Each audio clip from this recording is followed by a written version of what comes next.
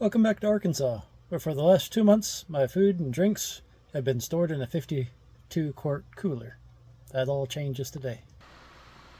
Today's accomplishment: a refrigerator powered by solar. That and a light with a switch.